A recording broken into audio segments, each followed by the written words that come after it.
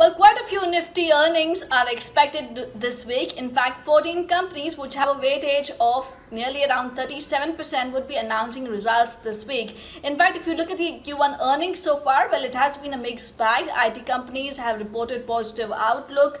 Infosys and HCL Tech have resumed guidance. We have also seen FMCG players posting better than expected volume growth. For instance, Britannia did post a huge amount of volume growth of nearly around 21%. Cigarette volume degrowth was lower than expected for ITC. Having said that, auto companies, capital goods as well as steel companies have posted weaker numbers. But in focus this week would be 14 companies, and of which Reliance Industries, HDFC Limited, Kotak Mahindra Bank, Bharti Airtel, Maruti, Dr. Reddy's, which all contribute nearly 30% to the Nifty weight, would be announcing results this week. Reliance Industries, well, the results got deferred to this week. Results are expected on 30th of July. Well, watch out for the GRMs. It's likely to be around $9 per barrel. Petchem margins may improve quarter on quarter. Several global investors have picked up stake in Jio platforms, so watch out for the average revenue per user in Jio and overall commentary on Jio business strategy. Tech Mahindra results likely today. Expect revenue degrowth in constant currency terms somewhere around 8.1% due to weakness in communication and enterprise vertical. BPO business is expected to decline close to 13.5% as per Kotak analysts. EBIT margin may decline 110 bips. Management outlook on telecom, 5G investments would be important as they do have close to 40% exposure to this vertical. BPO business as well as enterprise vertical outlook on these segments would be important, along with outlook on demand deal pipeline. HDFC Limited, which has a weightage of close to 6.9% in Nifty, well, the core operating profits are likely to be flat YOY. Net interest income is seen in high single digits. AUM growth would be largely driven by non-retail lending. Watch out for commentary, especially in terms of both the retail loan book as well as the non-retail loan book.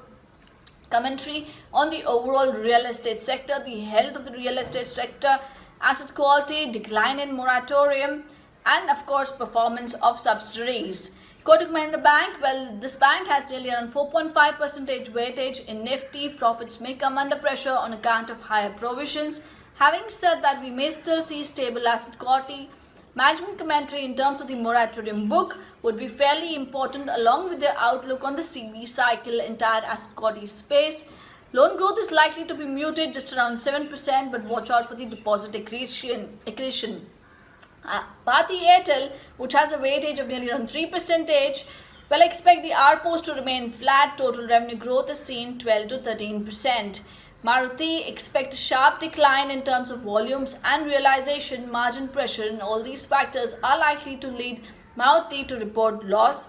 Mix is likely to be weak on account of the entry or mid-level cars. Update on demand revival, ramp up of production and production on product launches would be important. Dr. Reddy's, well, US business is seen flat as benefit of new launches may be offset by price erosion in base business. India business to grow 11 to 13% on better traction in chronic portfolio and addition of work hard portfolio. Update on ANDA filings launches over the next 12 to 15 months would be important.